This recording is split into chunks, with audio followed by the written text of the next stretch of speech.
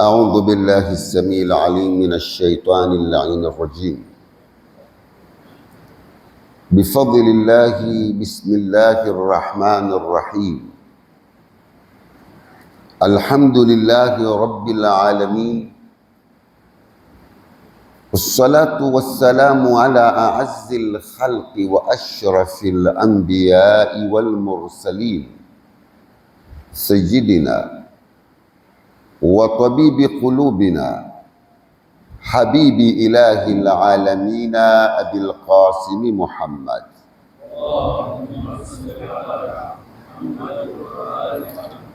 وآله الطيبين الطاهرين وأصحابه المنتجبين، وبعد. يقول عز من قائل في محكم كتابه: إلا الذين آمنوا وعملوا الصالحات وتواصوا بالحق وتواصوا بالصبر. Mwanadamu Mwenyezi Mungu Subhanahu wa Ta'ala amemuumba na amemleta katika ardhi kama hii awe ni khalifa wake. Kwa upande mmoja awe ni mwenye kuiamarisha hii ardhi, kuiimarisha, kuikuza, kuitengeza, na kwa upande mwingine awe ni mwenye kufuata mwelekeo na barabara ile ambayo kwamba atapangiwa na Mwenyezi Mungu Subhanahu wa Ta'ala. Na ndiyo maana akawa ana vitu viwili ambavyo kwamba hayawani wengine hawana. Manake mwanadamu pia katika hayawani ana khiari, ana na akili. Kwa hivyo madamu ana khiari, ana na akili, ni lazima mwanadamu huyu aitumie khiari yake na akili yake kukimbia adhabu na mateso ya Mwenyezi Mungu Subhanahu wa Ta'ala, na awe atakuwa yuwakimbilia ile neema na rehma ya Mwenyezi Mungu Subhanahu wa Ta'ala. Sasa atakapojua kuwa kila nukta inayopita umri wake wakatika, kila wakati ukienda na yeye yuwamalizika, yuwamumunyika. Ala ila Allahi tasiru lumur, vitu vote viko katika safari vaelekea kwa Mwenyezi Mungu Subhanahu wa Ta'ala. Na mwanadamu kama inavyosema suratul Asr, wal asri innal insana lafi khusr, na hapa kwa zamani, kwa wakati, kwamba mwanadamu uko kwenye hasara, kwa sababu kila nukta inayopita yuwatoka katika ulimwengu yuwaelekea katika akhira, yuwatoka katika siha na nguvu alizokuwa nazo yuwaelekea katika udhaifu na unyonge. Kwa hivyo ni lazima awe razin katika akili yake, ajue amelenga wapi na yuwaelekea wapi. Ndiyo Mwenyezi Mungu Subhanahu wa Ta'ala akasema, ambao kwamba hawakuhasirika, ambao kwamba hawakuharibikiwa ni wale ambao kwamba wameamini. Illa alladhina amanu, ila wale waumini, kisha imani yao si tu, waamilu salihati, na wakafanya mambo mazuri. Mwenyezi Mungu asema, man amila salihan, mwenye kufanya mema mazuri, min dhakarin au untha, awe ni mume au awe ni mke, wa huwa mu'min, na yeye ana imani. Awe yuwafanya mambo mazuri, lakini pamoja na mambo mazuri anayoyafanya ana na kitu kinachoitwa imani kwenye moyo wake. Mungu asema, falanuhyiyannahu hayatan tayyiba, tutamuhuisha maisha mazuri. Yani ukiwa wewe ni mu'min na una amali njema, ina maana katika kuishi kwako kwenye ulimwengu huu utaishi vizuri, utaishi kwa furaha, utaishi kwa amani, utaishi na wewe huna dhiki, kwa sababu una alaka na mafungamano na Mwenyezi Mungu Subhanahu wa Ta'ala. Al-Imamu Jaafar as-Sadiq alayhi salam asema ad-dunya suqun, dunia ni soko.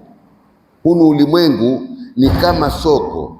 Khasira fiha qaumun, kuna watu wamekhasirika katika soko hili, warabiha akharun, na wengine wamefaidika. Sasa ni wewe mwenyewe kama mwanadamu mwenye akili, mwenye khiari, ndio uamue, utague, utaandama mkondo gani katika maisha yako. Al-Imamu Ali alayhi salam asema innahu laysa li anfasikum thamanun illa aljanna, hakika si lingine thamani ya pumzi zenu ni pepo.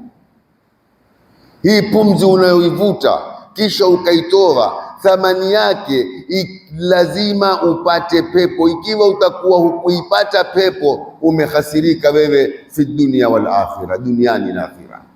Maanake dunia ni temporary, ni maisha ya muda mfupi. Ishi wewe miaka 120, fanya hisabu kutoka ulimwengu uanze mpaka kuja wewe kumpita miaka mingapi, na utakapokufa wewe mpaka kufufuliwa mpaka kiyama kuna na miaka mingapi mbele, na yote yaitwa kidogo. Kwa hivyo thamani ya pumzi zako, thamani ya maisha yako ni hivyo, mwisho wako wewe utapata radhi za Mwenyezi Mungu, ustahiki kuingia katika aljanna, kuingia peponi. Illa alladhina amanu, illa wale walioamini, wa amilu salihati, na wakafanya mema, watawasau bilhaq, wakausiana juu ya haki. Neno alhaq halina tafsiri kwenye lugha ya Kiswahili, kwa sababu ukilitizama katika Qur'ani limezunguka katika mambo mengi sana. Kuna mahali Mwenyezi Mungu asema dhalika bi anna Allaha huwa alhaq, hilo ni kuwa yeye Mwenyezi Mungu mwenyewe ni haki. Kwa maana alhaqu la yataaddad, haki haikubali idadi. Alhaqu la yatajazza, haki haikubali kugawanywa. Haki ni haki tu. Kwa hivyo dhalika bi anna Allaha huwa alhaq. Mara nyingine la Mwenyezi Mungu Subhanahu wa Ta'ala azungumza haki ni Bwana Mtume sallallahu alayhi wa alihi wasallam, washahidu anna ar-rasula haq, na wakashuhudia kwamba huyu Bwana Mtume naye ni haki. Wa kul jaa al-haqu wa zahaka al-batil inna al-batila kana zahuka. Qur'ani pia imeitwa al-haq. Wa kul jaa al-haq wa zahaka al-batil inna al-batila kana zahuka. Imekuja haki, imeanguka batil. Batil siku zote ni yenye kuanguka, pia imeitwa haki. Kiyama pia ni haki. Wa anna al-jannata haq wa anna an-nara haq wa anna as-sa'ata atiyatun la raiba fiha wa anna Allaha yab'athu man fil qubur. Na hapa watawasau bilhaqi, wanazuoni wasema lililokusudiwa hapa ni kuhusiana juu ya uadilifu, juu ya kuamrisha mema, juu ya kukataza maovu, juu ya kusimama na ukweli, juu ya kuwa na msimamo katika maisha. Zote ni katika haki, lakini haki kubwa ambayo kwamba mwanadamu atakiwa awe nayo na tuwe tukihusiana ni kuwa na msimamo katika maisha. Innal ladhina qalu rabbuna Allah thumma istaqamu, wale wenye kusema Mola wetu ni Allah kisha wakawa watakuwa na msimamo, watalingana katika ndia ya Mwenyezi Mungu.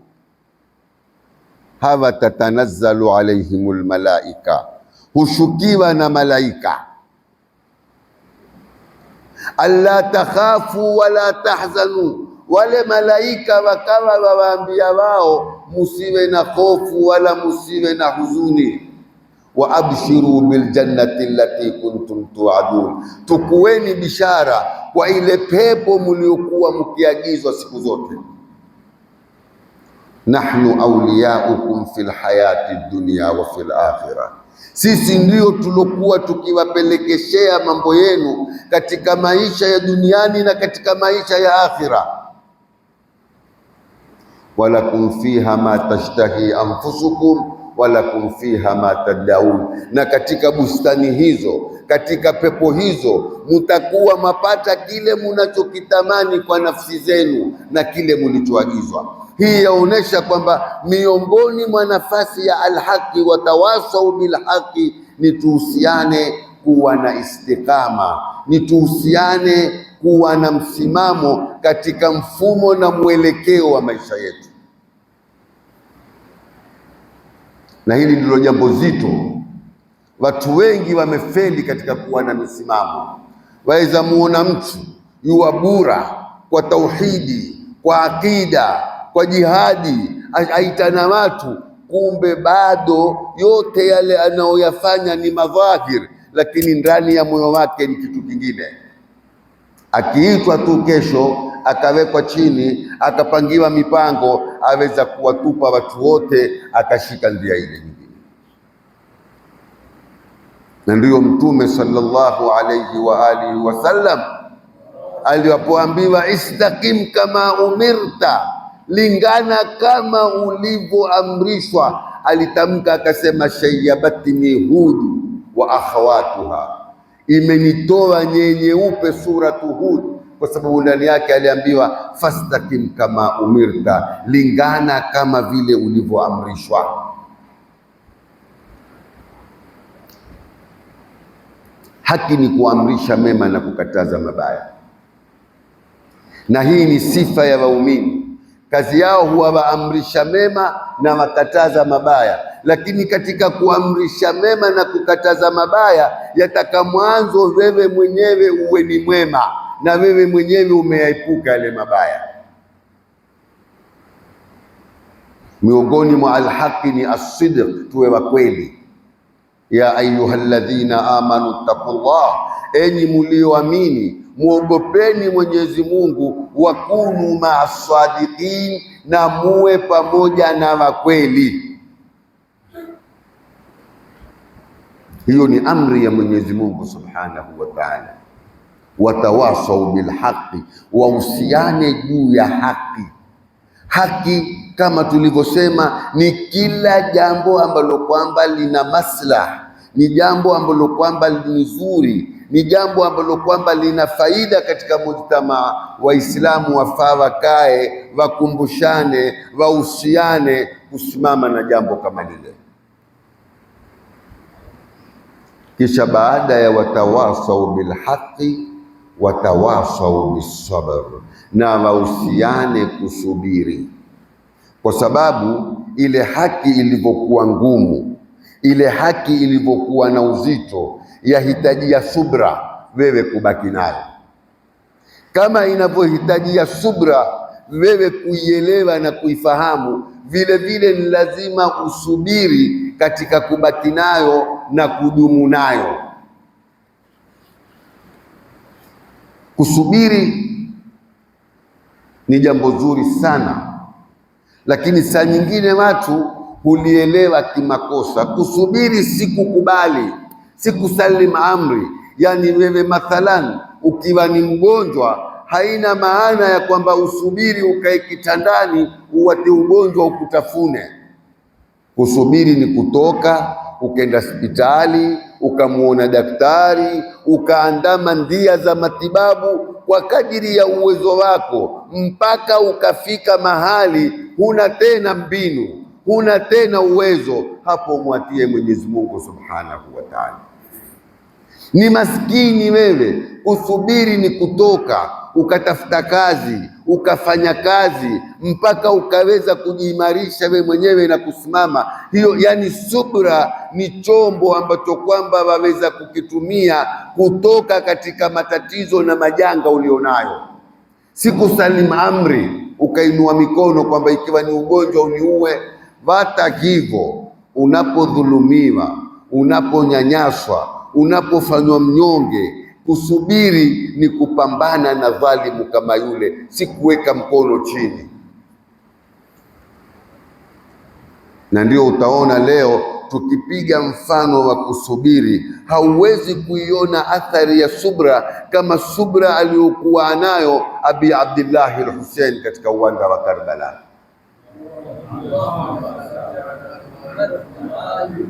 Kwa wakati mmoja amuona mtoto wake yuanguka hapa, amuona dadake yuanguka hapa, amuona ndugu yake yuanguka hapa, yote yamemzunguka, mahema ya wakamoto, maji hakuna, kila mtu ana kiu, lakini yote hayo hayakumfanya asalimu amri, ambakia na msimamo wake ule ule, la utikum yata aldhalil wala aqirru ma'akum ikrar alabid, si wapi kama mnyonge, wala sikubaliani na nyinyi kama wanavyokubali watumwa na watu wa kudhalilishwa.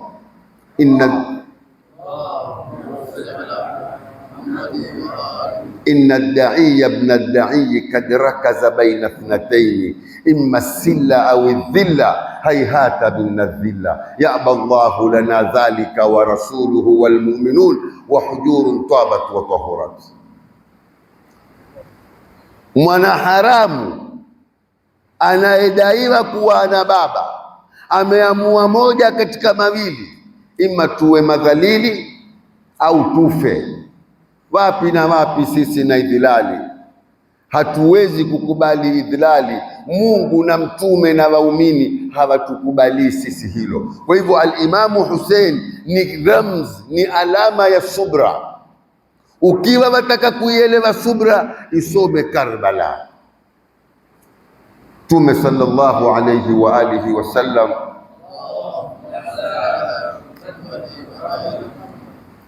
wakati mmoja alikuwa yuwatembea, akapita makaburini, akamkuta mwanamke ankaa juu ya kaburi walia sana. Mtume akajaribu kumpa nasaha na kumwambia subiri, ni mambo ya Mwenyezi Mungu. Yule mwanamke akaghadhibika, akamwambia ni vile si mwanao alokufa, huyu ni mwanangu ninayempenda. Mtume akamwacha kenda zake. Ukaja bwana pale akamwambia, wamjua yule uliomjibu hivyo? Asimjui. Nani? Kamba yule ndio huyu Mtume Muhammad sallallahu alayhi wa alihi wasallam. Yule akatoka mbio na huzuni na masikitiko, akenda kwa bwana Mtume, amwambia ya Rasulullah, nisamehe, sikujua. Mtume akamwambia inna sabra inda sadamatil ula, subra ni pale mwanzo jambo likukusibu ukasubiri, sio mwanzo ubabaike, ulie, ufadhaike, ufanye vituko, atikisha tena yamezekuwa yamekuishia, huna la kufanya, ndio usubiri. Kusubiri ni upambane. Kuna kusubiri katika kumtii Mwenyezi Mungu, kuna na kusubiri katika kuepuka maasiya na uchafu na yanayomuudhi Mwenyezi Mungu, kuna na kusubiri katika majangwa na mazito yanayowakumba walimwengu, kwa sababu kila mlimwengu awe atakavyokuwa katika ulimwengu ni lazima kuna mambo yatamkumba. Hata Ahmad Nasiri ana shairi lake yasema, kucha na kupambauka si kazi za sasa, huzinga yakizunguka malimwengu yana visa, yasopata kumshika hayawati kumgusa.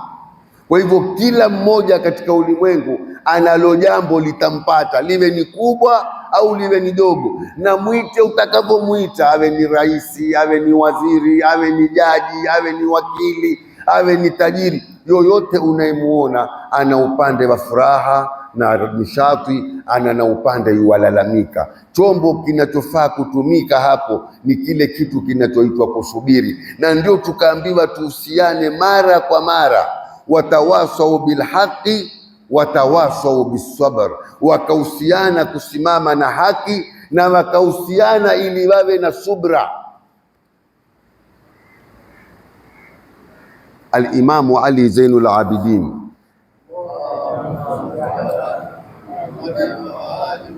siku moja amefuatana na kikosi chake, wale watu wake wa karibu. Akaja bwana mmoja fidhuli, akamtukana sana mbele ya wale wakataka kumtukulia hatua, akawaziwia, akaondoka, akaenda akaingia msikitini, akaswali rakaa 2. Mara yule akapawa habari kwamba yule uliyekuwa ukimtukana ni Imamu Ali Zainul Abidin. Likamuumiza, kwa nini nimemtukana imamu mimi? Akatoka mbio kwenda msikitini kuomba msamaha. Akifika al-Imamu Ali Zainul Abidin amwambia yule mtu, natoka kuswali rakaa 2 kumuomba Mungu akusamehe kwa yale ulilofanyia. Hawa ndio ramz, ndio alama ya subra. Na mwanadamu katika maisha ya ulimwenguni aishi atakavyoishi, ni lazima kuna siku nyeupe atazipitia, kuna na siku nyeusi azitampitia. Hakuna atakayekuja duniani atoke salama salimini. Ikiwa si wewe ni mwanao, ikiwa si mwanao ni mkeo, ikiwa si mkeo ndugu yako. Lakini ni lazima, kama unavyoona raha ya dunia, kuna na matungu, kuna na mitihani, kuna na mazito ambayo kwamba nayo pia utapambana nayo. Ni lazima uwe na kifua cha kutosha kuweza kuhimili na kustahimili yale yatakayokuja katika majangwa ambayo kwamba yako katika ulimwengu kama huu. Watawasau bilhaqi watawasau bisabr, wakawa wanahusiana na kukumbushana juu ya haki na juu ya subra. Na hakuna kitu kinachofaa kulinganiwa zaidi katika haki kama al-adl, mtu kuwa mwadilifu. Inna Allaha ya'muru bil adli wal ihsan wa ita'i dhil qurba wa yanha 'anil fahsha'i wal munkari wal baghi ya'idhukum la'allakum tadhakkarun. Yafaa watu katika masala ya uadilifu wasimame kwa nguvu ya kutosha, kwa sababu Bwana Mtume asema bila adili, kwa misingi ya uadilifu, kama tisamawati wal ardh, mbingu na ardhi zimesimama. Kwa hivyo unapotoka katika mipango ya uadilifu ukaingia katika mipangilio ya dhulma, huwa wewe sasa wapingana na ule mfumo aliouweka Mwenyezi Mungu unaopeleka huu ulimwengu. Zitu zote zinavyozunguka, nyota, mwezi, jua, mvua, upepo, maji baharini, mito, mimea, hayawani, zote zazunguka chini ya mpangilio na mfumo wa Mwenyezi Mungu wa uadilifu. Sasa wewe mwanadamu peke yako ndio mwenye uwezo wa kutoka kwenye haki, ndio mwenye uwezo wa kutoka kwenye ukweli, ndio mwenye uwezo wa kuingia katika ubatilifu. Na ndio Mungu akasema, wakul jaakumul haq faman shaa falyu'min wa man shaa falyakfur. Haki imeshawajia bwana, anayetaka na kubali, ambaye hataki na katae. Kwa hivyo kukubali na kukataa, wewe kama mwanadamu unao uwezo huo. Ukitaka waweza kukubali na ukitaka waweza kukataa. Lakini ikiwa utakubali uandame ndia ya Mwenyezi Mungu, utaingia katika hizi vifungu 4: iman, amalu salih, wasia bilhaqi na watawasau bisabr. Vitu 4 hivi vitakulazimu wewe uishi navyo katika maisha yako. Uwe ni mpenda haki na uadilifu, uwe utakuwa na imani, uwe utakuwa na subra, uwe utakuwa na amali njema. Ukisha kukamilikiwa na vitu hivi, wewe huko tena katika yule mwanadamu ambaye kwamba ameambiwa yuko katika hasara. Kwa hivyo sura ambayo kwamba tumekuwa tukifasiri, bismillahir rahmanir rahim, wal asri innal insana lafi khusr, na hapa kwa wakati au kwa alasiri kwamba mwanadamu yuko katika hasara. Illa alladhina amanu, illa wale walioamini, wa amilu salihati, wakafanya na mambo mazuri, watawasau bilhaqi, wakahusiana kusimama na haki, watawasau bisabr, na wakahusiana kusubiri. Mpaka hapa kwa leo tutakoma. Mwenye suala aweza kuuliza. Tumeshamaliza suratul Asr. Inshallah, Mungu akituweka hai, kuanzia Jumatatu au kesho tutaanza suratu inna anzalnahu fi lailatul qadr. Mwenye suala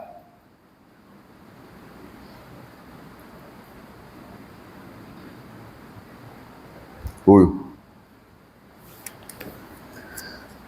msiogope kuuliza, wala si lazima suala liwe limeshikamana na maudhui. Hata kama una mushkili wako wa fikihi. Mi bado swali langu liko kwenye subra. Yaani katika mizani baina ya kufanya haki na kufanya subra, ipi iko juu zaidi ya mwenzake? Huyu auliza kimizani baina ya kufanya haki na kufanya subra, ipi iko juu ya mwenzake? Hivyo vitu viwili vyote ni kitu kimoja, kwa sababu kusubiri na kufanya haki yote ni haki. Itategemea subra yenyewe ni juu ya kitu gani, lakini kufanya haki na kufanya usawa na uadilifu ndio amri, na kusubiri ni kuwa katika kuyafanya hayo utakuwa na msimamo, hutorudi nyuma wala hutotetemeka.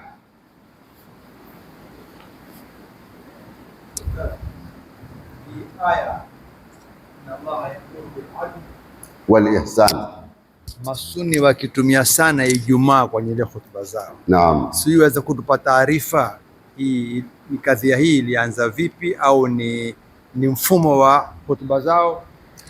kadhia hili ya kuwekwa inna Allaha yaamuru bil adli wal ihsani katika swala ya katika hutuba za Ijumaa, hutuba ya pili hii. Kabla ya kuwekwa hii, hapa mahali alikuwa akilaaniwa al-Imamu Ali alayhi salam. Walikuwa Banu Umayya wakihutubu hutuba ya Ijumaa, katika hutuba ya pili wakifika hapa husema laanatullahi ala abi turabi, wakimlani al-Imamu Ali. Alipokuja Umar bin Abdul Aziz, ni mmoja katika makhalifa wa Bani Umayya, lakini hakuwa kama waliotangulia, alikuwa na usahali kidogo. Huyu akaona jambo la kulaaniwa Saidina Ali katika mimbar, mkwewe Mtume, shujaa, mcha Mungu, khalifa, hisi sawa. Akaiondoa akaweka inna Allaha yaamuru bil adli wal ihsani wa itai dhil qurba wa yanha anil fahshai wal munkari wal baghi yaidhukum la'allakum tadhakkarun. Baadhi ya watu wakatukua viatu wakatoka msikitini wakamwambia khalafta sunna, khalafta sunna, leo umeipinga sunna wewe. Ilikuwa sunna ni alaaniwe al-Imamu Ali. Kwa hivyo sababu ya kuwekwa hii ilikuwa ni kuondolewa ile laana iliyokuwa akilaaniwa. Amelaaniwa al-Imamu Ali takriban miaka 80 katika hutuba ya Ijumaa na hutuba zaidi.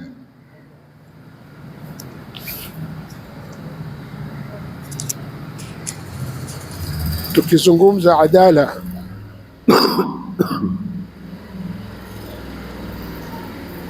tukizungumza adala, naam, tutaiweka namna gani adala baina ya wake zetu? Tukizungumza adala, tutaiweka vipi uadilifu kwa wake zetu? Mke wako ukiwa una wake wawili, una wake watatu, wanne, walazimika kuwa mwadilifu. Lakini uadilifu haimaanishi saa nyingine kuwapa watu sawa sawa. Saa nyingine uadilifu humaanisha kumpa mtu anatostahiki. Tufanye wewe una mwanamke umemuoa wa Kiarabu, una na mwanamke umemuoa wa Kigiriama, una na mwanamke umemuoa wa Kibajuni. Hawa watafautiana katika ulaji wao. Ukitukua sima ukampelekea ule Mgiriama na ng'onda, atafurahi, ataona wewe hukumbakisha. Lakini ukimwambia habari za biriani, kumkera na kumsumbua. Huyu wa Kiarabu atakabiriani, panginepo ule wa Kibajuni mwenyewe apenda wali wa buru. Kwa hivyo uadilifu ni kumpa kila mmoja katika wale kile ambacho kwamba mwenyewe astahiki kupawa na chamridhisha.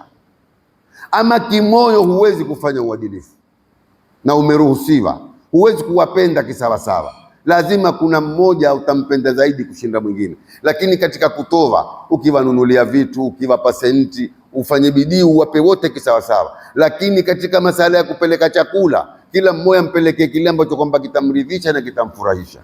Wallahu alalim.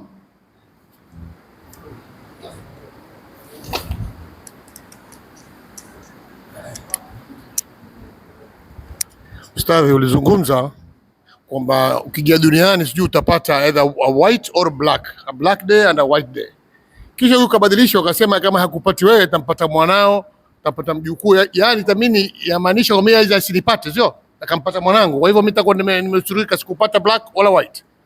Sijakusikia vizuri, huyu sema hapa, hebu tulia habibi, hebu ndo mbele nikusikie vizuri. Sijui kama nilikuelewa vipi, ulisema hapa duniani itakupata siku ya black day and a white day. Naam. Sawa?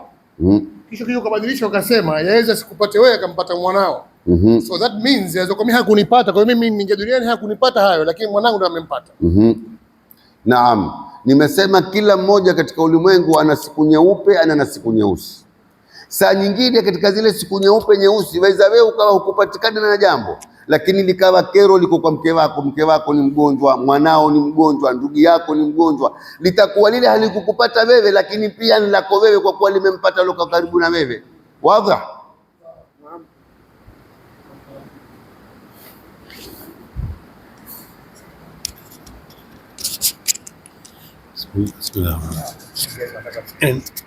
Nasema katika suratu Jumaa kuna kipande yasema watarakuka kaima, walimwata mtume wazungumza, watu wakatoka. Hichi kilikuwa ni kipindi gani katika Madina, na walitoka wote ama, yani fafanulie kidogo. Wajua, hapo umeniletea suala ambalo kwamba litanipa kufafanua mambo mengi kidogo. Hapo twaja katika kitu as-sahaba. Aya hiyo ya suratul Jumaa iliteremka sura hiyo Madina,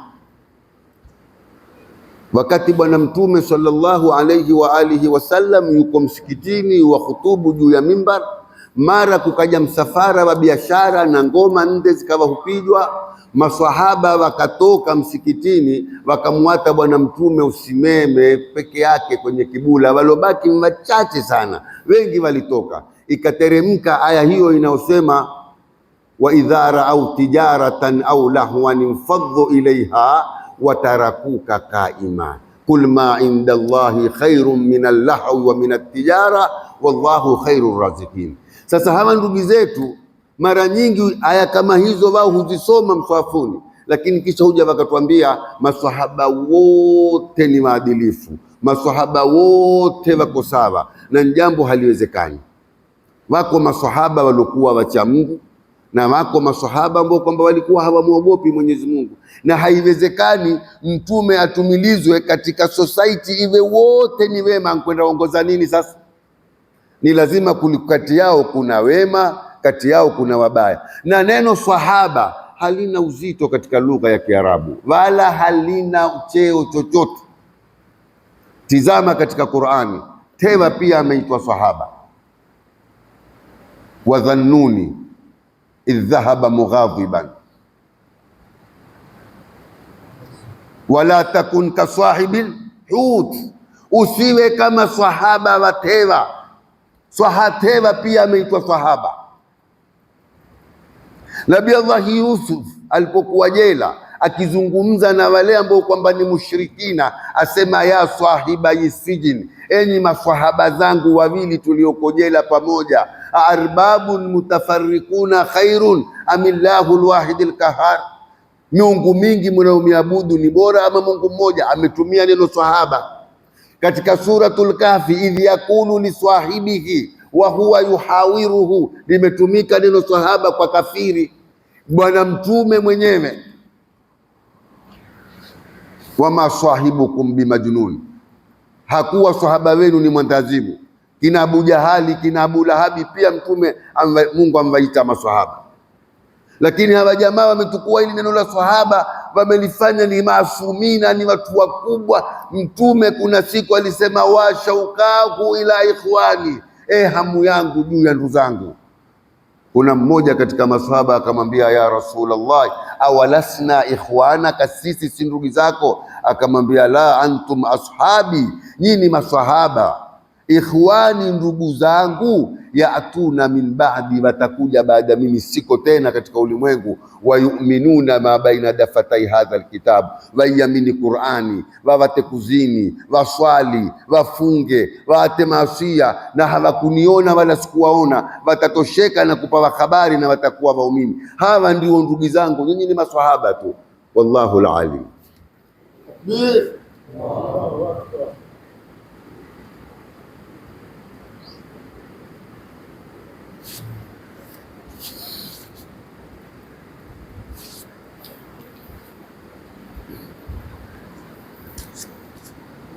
Ustadhi, katika darsa zetu za nyuma ulizungumza kwamba mumin amebeba mambo matano: at-tauhid, nubuwa, al-imama, al-adlu wal-maad.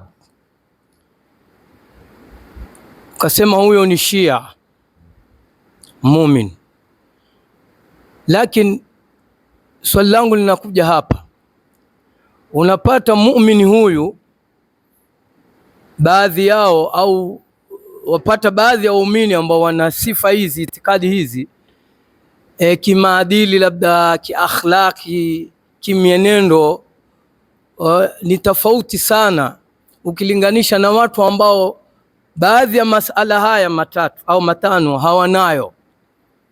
Kwa mfano, unaweza kumpata mtu ni Shia na labda umuulize masala haya hayakubali yote, lakini uaminifu haupo na mengineo ambayo labda ni katika munkarati na maasiya. Na ukimpata mwingine ni Sunni, haya pengine hayakubali ila yale matatu ambayo uliashiria wewe, na ukamkuta kwenye uaminifu, ukweli wa hakadha. Hebu ustadhi, tufafanulie hapa, labda kuna mizani gani inshallah? Hapo mizani yake ni fupi. Wako Wakristo, wako Mayahudi, wana tabia mzuri, ni makarimu, wana huruma, wana maneno mazuri, na ni Mayahudi na ni Makristo, wako mpaka mabaniani. Lakini huo uzuri huo walionao hautowaokoa, kwa sababu hawana imani ambayo kwamba Mungu atakawe nayo.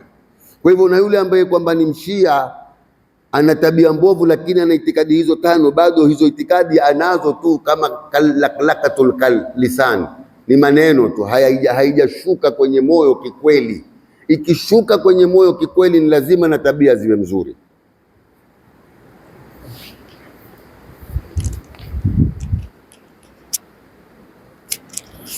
Ustadhi, naomba kukurudisha katika mambo ya tohara. Jana au yuzi tulikizungumza, ukataa habari ya kwamba wengine wako katika amari kubwa sana, fog 70, fog 60, fog kadha, lakini hawaisi kuoga janaba. Naam, naomba uliswarihishe namna ya kuoga janaba, kwa sababu pengine katika sisi kuna waliokuwa waoga makosa au hawaelewi kabisa. Naam, namna ya kuoga janaba. Kuoga janaba kuna namna mbili. Namna ya kwanza yatakana ukojowe, ni istibrai. Ukiwa umekojoa itakuwa habari za manii kutoka tena hakuna. Hata kikatoka kitu baada ya kuwa wewe umekojoa, hakitahukumiwa ni janaba wala ni manii. Hilo la kwanza. Kisha unapoingia choni kuoga, kinachotakikana kwanza ni nia. Aghtasilu qurbatan ila Allah ta'ala, naoga janaba kujikurubisha kwa Mwenyezi Mungu. Aghtasilu qurbatan ila Allah ta'ala, mimi naoga kujikurubisha na Mwenyezi Mungu. Na ushatia nia kwenye moyo wako kwamba waoga janaba. Ukisha kutia nia waoga janaba kwenye moyo wako, utajitia maji kwenye kitwa mpaka kwenye kona hizi zote zinge maji, kipande hiki mara ya kwanza. Kisha utaosha upande wa kulia na tupu yako uitie. Kisha utaosha upande wa kushoto na tupu yako pia iingie, na uhakikishe maji yamefika kila mahali. Hii sampuli ya kwanza. Sampuli ya pili, utaosha koo, kitwa na koo mpaka mitulinga hili. Kisha baada ya hapo utaeneza mwili mzima kwa maji. bila kuandama taratibu ya upande wa kulia na upande wa kushoto, na zote zafaa. Lakini ni muhimu mwanzo ukojoe kama istibrai ya kuwa mambo ya manii yamekwisha, kisha utatiania, kisha utaoga. Imeeleweka? Umefahamu ndugu zangu namna kuoga janaba? Mwanzo ni kitwa na koo, kisha ni upande wa kulia na tupu ingie, kisha ni upande wa kushoto na tupu yako ingie, na maji yawe ni ya halali, na pale unapooga pawe mahali pa halali mpako, ama mwenyewe amekupa ruhusa uoge. Haya, wallahu alim.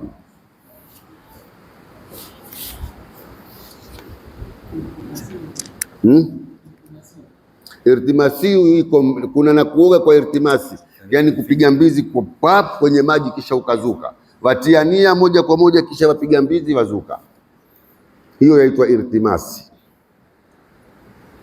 Asalamu alaykum. Wa alaykum assalam. Swali langu ni kuna tofautiana kwenye kuswali baina ya mashia na masuni. What? Kwenye kuswali kuna kutofautiana, yani hii ikhtilafu ya kutofautiana ilikuja wakati gani, na mbona kuna hiyo baina hizi mbili yani haiko? Huyo aeleza kwamba kuna tofauti ya kuswali baina ya masuni na mashia, ilikuja wakati gani? Tofauti ya masuni na mashia kuswali ilikuja hata kabla ya kuja maimamu wanne hawa, kina Abu Hanifa na kina Imam Shafi na kina Imam Malik na kina Ahmad bin Hanbal.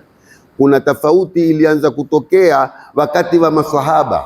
Abi Dardai katika Sunanul Baihaqi alikwenda msikitini, akirudi akawa yua nuna. Mke wake akamwambia, unani ya Abi Dardai? Akamwambia, natoka msikitini wallahi kuswali, ghayaru ma ghayaru, kuna mambo waiyabadilisha. Mtume ule mke wake akamwambia, hata swala pia imbadilisha? Akamwambia, wallahi ghayaru fiha ma ghayaru, hata katika swala pia wambadilisha baadhi ya mambo. Kwa hivyo utofauti ilianza kutoka nyuma huko, kisha kukaja wakati ambao kwamba watu wako katika wilaya waliokuwa wakiswali kama madhhabu ya Ahlul Bait wamezopokea kutoka kwa Imam Jafaru Sadiq. Imam Jafaru Sadiq kutoka kwa Muhammadul Baqir mpaka kwa Mtume mpaka kwa Jibrili. Kisha kukaja na haya madhehebu ambao kwamba yalijengwa na dola ya Banu Umayya na Bani Abbas. Haya nayo pia yakatofautiana, hayakuweza kuwa kitu kimoja. Leo wewe utashangaa, Mtume answali miaka nenda miaka rudi, mpaka leo jamaa hawajui mikono alifunga vipi. Wengine ufunga hapa, wengine ushika hivi, wengine ushika hivi, na ni jambo lilikuwa likifanywa wazi na Mtume na maswahaba. Kidole wanaoinua kidole mpaka leo hawajui kidole Mtume alikifanya vipi. Kuna wanaokeka hivi, kuna wanaopiga namna hii, kuna wanaofanya hivi kama kikia cha panya vile, ukiwa umempiga mtu mfanya yao. Haya yote ni mambo ya kushangaza sana, ambao kwamba Mtume mwenyewe anasema, sallu kama raaitumuni usalli, swalini kama mlivyoniona mimi nikiswali. Haiwezekani kwamba Mtume alikibara kinua chanda hivi, mara kikizungusha hivi, mara kikitezesha hivi. Yote haya ni mambo ambayo kwamba yamekuja kutiwa katika dini. Kuna na namna hii unani au Mungu ni mmoja kama chanda chako. Kuna wale wanaosema la ilaha illa Allah ati ni chanda cha shahada. Si Mungu si mmoja kwa idadi kama kidole chako. Umeelewa ndugu yangu? Haya, nafikiria wakati umeze kumalizika. Rabbana la tamna'na 'anil ilmi bimani' wa la taqta'na anhu biqati'. Wa sallallahu ala Muhammadin wa alihi tayyibin at-tahirin walhamdulillahi rabbil alamin.